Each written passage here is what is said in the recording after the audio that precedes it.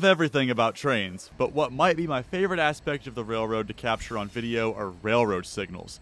Like anything in this hobby, there are boring ones, and there's really common ones, but then there's some that are pretty hard to come by, and then there's the ones that are outright rare and sometimes even one of a kind. Sometimes it's because they've almost all been replaced, and sometimes they make you wonder who even thought of it to begin with. Whatever the case may be, let's look at some of America's most unique and rare railroad signals. Let's start out in North Vernon, Indiana on the CSX Indiana subdivision. To most of you, that signal might just look like a plank of wood. And yeah, it is a plank of wood. This is a tilting target signal and was installed by the Baltimore and Ohio Railroad. The way it works is actually pretty simple. When the railroad who has priority, which in this case was the B&O or now CSX, has the right-of-way, the board is horizontal. If the railroad crossing the main line, which is now the Madison Railroad, has permission to cross, a crew member gets out and angles the board vertically. As cool as this is, technology and the existence of a dispatcher caught up to this old timer, and it was replaced only a few weeks after filming this in April of 2022.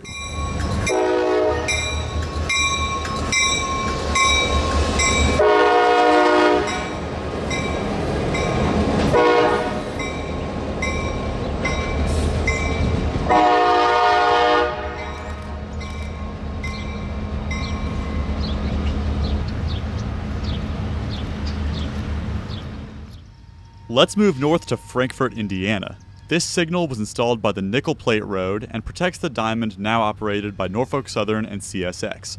Unlike most crossovers where every track and direction has its own designated signal, all four directions for both railroads are governed by this one signal. Affectionately called a Christmas tree signal, this is one of the only examples I can pinpoint of an individual signal that directs trains going north, south, east, and west. Norfolk Southern has priority in this location, and so when the CSX local pulled up to the diamond, it was the crew's job to contact the dispatcher and gain permission to cross.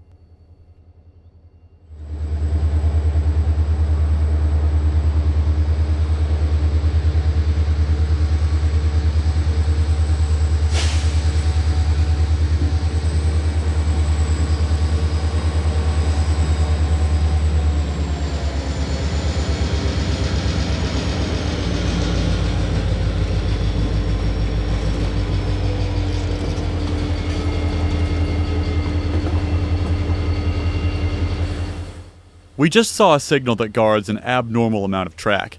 Now, let's look at a signal that guards no track. This is actually a more common sight than you might think. We're in Springfield, Tennessee, the town where my store is located. Railroad-owned land is taxed by the government a little differently than other companies. The property tax a railroad pays each year is determined largely by the mileage of track they own. Over the last few years, NS and CSX have made a concerted effort to remove sidings, branch lines, spurs, and yard tracks that they don't use enough to warrant paying taxes on.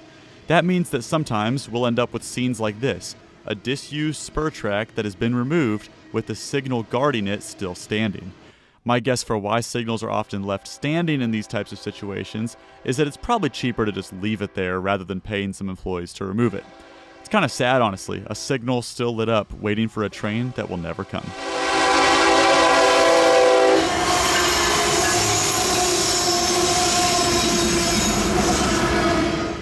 A lot of signal enthusiasts like myself are gravitated towards signals with ties to fallen flag railroads, like how I mentioned earlier that the signals we were looking at were installed by the B&O or NKP. The signals on screen now are noteworthy for a few reasons. First of all, the Maryland Midland Railroad is home to the final Western Maryland installed signals. All the other examples on this line are, however, in disuse, meaning the set on screen now was the last example of an operating Western Maryland Railroad signal. But do you notice something a little weird? See how the signal is flashing a green light even though there's a train coming in the opposite direction? This signal was retrofitted by the Maryland Midland to act as a switch indicator. While green typically means a train has been given clearance through a signal, in this case it means that the switch is lined for the main line. If the signal here was red, that would mean the switch is lined onto the siding. Unfortunately, these signals were taken out of service not too long ago, meaning that the Western Maryland Railroad joined the growing list of railroads whose signaling has been completely taken out of service.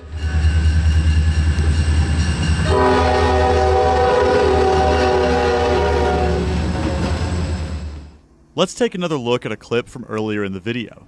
See that tiny signal between the two tracks? That is referred to as a Dorf signal, and the one on screen is now one of only 4 Norfolk and Western Dorf signals remaining in service. However, one of those 4 stands out as especially unique. Typically, Dorf signals are embedded in the ground and stand only slightly higher than the railhead, like you see here.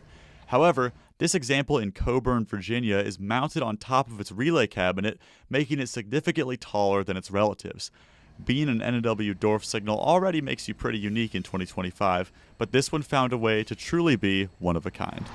Well, you guys know I love railroad signals, but this might take the cake for the strangest signal Let's end this video with the rarest and weirdest railroad signal I have ever photographed. There's a lot to unpack here, so let's start with the elephant in the room. This signal is tall, like really tall. I'm bad at guessing numbers, but I'd say it's easily over 100 feet, right? That is because this signal was used at a hump yard in Toledo, Ohio. It had to be tall so crews could see it on the other side of the hill.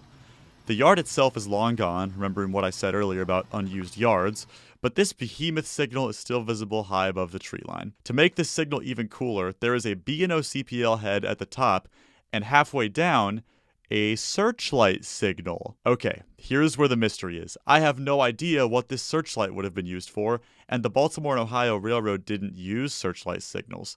Who knows? Maybe it was a spare part CSX grabbed from somewhere else. Either way, this is a one-of-a-kind signal without question, and I hope you enjoyed looking at all these rare signals in this video. If you want a part 2, let me know, because I could talk about signals all day long. In the meantime, see you guys later.